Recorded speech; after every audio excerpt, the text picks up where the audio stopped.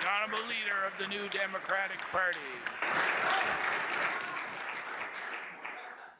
Tuesday morning in Cape Breton, trucks couldn't get in and out for a number of hours from the Donkin mine because people in the fishing industry were forming a blockade. They say that they're willing to come back and do that again because they fear that their industry and their livelihood is being put at risk. Now, 2 months ago, in Pictou, in one of the largest demonstrations in recent history in the province, over 1,000 people joined hundreds of people on boats in the harbour because fishers in that part of the province feel that their industry is being put at risk. And on the South Shore, in the last few weeks, quite a number of municipalities have passed motions of concern about under-regulation in offshore drilling because they feel that their way of life is being put at risk. So will the Premier acknowledge that there is a growing province-wide feeling that our bedrock $1.8 million fishery in Nova Scotia is being taken for granted by the government of the province? The Honourable Premier. Mr. Speaker, I want to thank the Honourable for the question, the concerns that he's raised. Mr. Speaker, we've heard, but the final question where he talked about the fishery being taken for granted couldn't be further from the truth, Mr. Speaker. We're continuing to work with that sector. It is the bedrock of our rural economy, Mr. Speaker. I live in southwestern Nova Scotia, which is the largest, most lucrative lobster fishery in this province, Mr. Speaker.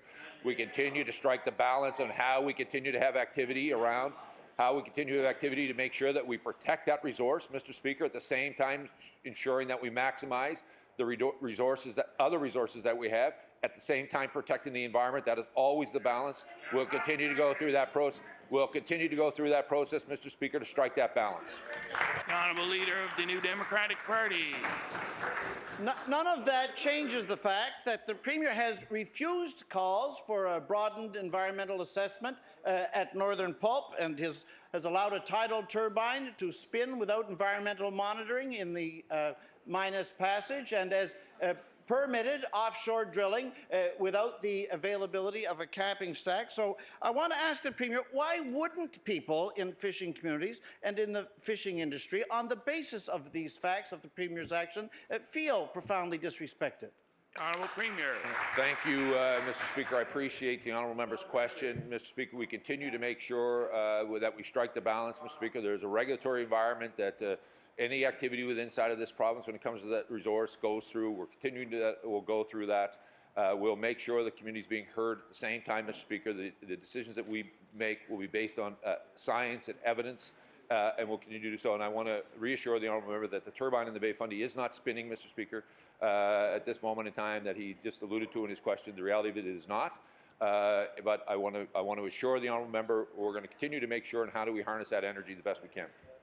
The Honourable Leader of the New Democratic Party.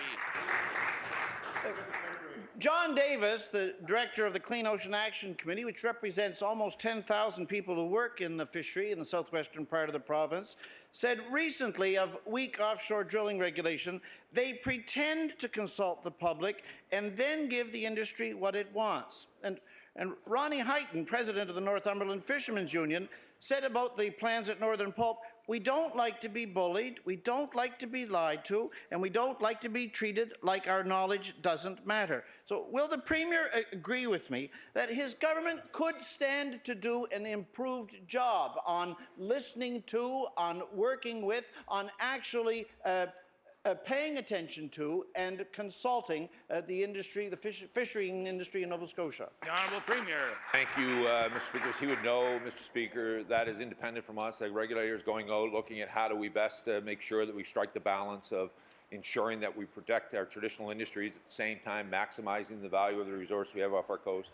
This is not unique to Nova Scotia, Mr. Speaker. While there are some challenges off our shore, with the power of our ocean, Mr. Speaker, but the reality of it is it coexists all around the world.